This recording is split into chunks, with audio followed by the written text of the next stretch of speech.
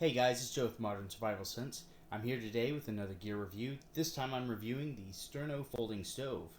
This is another one of my backpacking style stoves, which I've repurposed for the use of a Trangia alcohol burner. Now, normally you would use a Sterno stove with, say, Sterno, right? Well, from my research, Sterno doesn't seem to get water boiling, or if it does, it's very hard to do so. So in order for me to cook or to boil water, I'm going to need something with a little more kick, and in this case I'm using the Trangia alcohol burner, and I know that it's going to work. If you've seen my Bushcraft Essentials Bush Box review, you know that the stove is about, I think it's 263 grams. This one is actually slightly lighter than that stove. This one weighs in at 9.2 ounces, or 260 grams. So it's about 3 grams lighter than the Bushcraft Essentials Bush Box. You notice it is quite a bit bigger. Folded in this configuration, in its packed state, it folds up into a 6x6 square and roughly an inch in thickness. This does take up a little bit of space, however it does act as not only your stove, but also your pot stand and windshield all in one. Assembly of the Sterno stove is actually pretty easy. Everything folds down into this nice tight package, and there's no parts that you have to snap into place, nothing that can be lost. If you lose one part of this, you've basically lost it all.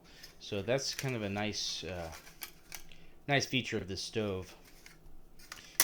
To put it together, you have this one flap that has your base and your front. You unfold it like so, and then fold the sides. Now I found the best way to actually do this is you want to take this is the base here, which holds your Sterno can. Let's see if I can get a better picture for you. This is the base that holds the Sterno can, and what you want to do is have this bent down just a little bit. And if you notice on the side here, you have a couple of tabs. This will actually lock into this plate right here. So what you want to do, like I said, have the base wire bent down a little bit and mate those notches around this plate, just like so. And then go ahead and do the same for the other side. Now you notice there's two little tabs here, and there's two on the other side, and that's where this rod will go into place. See? Now we've made it up there. Now all you have to do is pull this wire straight up. Oh, the sides come loose, so it is a little tricky the first couple times you do it, but once you've done so and you've gotten the hang of it, it's actually really easy to put together. And see, that wire goes into those two tabs on both sides, and you're done. Flip it over, and there's your Sterno stove. Alright, and this is the front flap. Like I said, it acts as a complete windscreen for the stove, which is a very nice feature. In my research of the stove, I had seen it mentioned that the Trangia burner would fit into the stove. However, I believe they were referring to the military-sized Trangia stove, the full-size one, and not the mini that we all have come to know. So, when I got my Trangia stove to fit inside of this, I found it didn't fit. Now, you could, if you were very careful, have it resting on this back wire here as well as the two pieces here, but it's right there on the edges. And I did try to bend them out at one point to see if I could get it to set properly, but I was unable to because those two wires are pretty stiff. They're made of steel, I believe. So what I decided I was going to have to do is build a stand so that the stove would be sitting up as well as situated securely where it needed to be.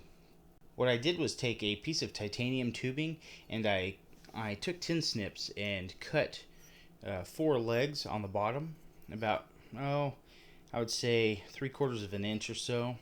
I wanted this to fit inside of one of my nested cups in my Stanley cup set. So I had to have the diameter of this less than the bottom of the cup. So I cut it, it looks like about 3/4 of an inch, maybe 5/8, all the way around. And then I just bent them back, and I took pliers and pinched, the titanium in order to flatten it out as best I could, and then rounded off the edges with a belt grinder. And I did the same thing with the top, except I cut a lot more material, as you can see. What this actually does is allows the Trangia burner to sit inside of it, and it's actually fairly stable.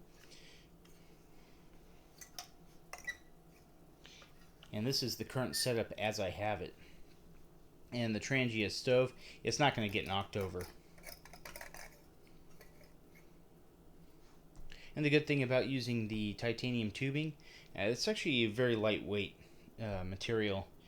It's not a heavy walled titanium that I've used. It's actually a 020 wall, for those who are interested.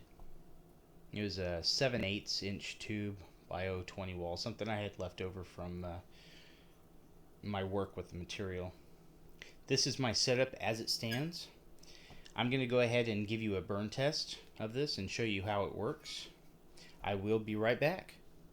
I have 2 cups of water in my Stanley mess kit pot. And we'll go ahead and see how long it takes to get this to a boil.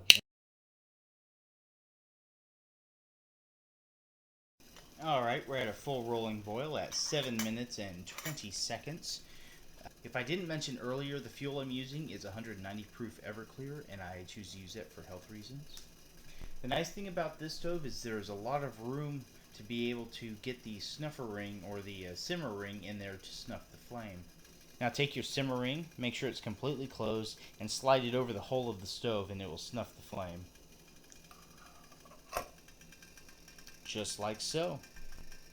The Stanley folding stove is constructed out of aluminum and steel wire. This stove is very inexpensive. It can be found at local Walmarts for approximately $6. If you don't have a Walmart near you, you can also find it on Amazon, although I'm not sure of the price. So if you have the option to go to Walmart and pick this up, I would definitely suggest it. It is a nice piece of kit, and I will take it out to put it through its paces. Alright guys, I appreciate you watching my video. If you enjoyed it, give me a thumbs up and subscribe to my channel. If you have any comments or questions, be sure to add them to the comment section below and I will address them. Until next time guys, this is Joe. See ya.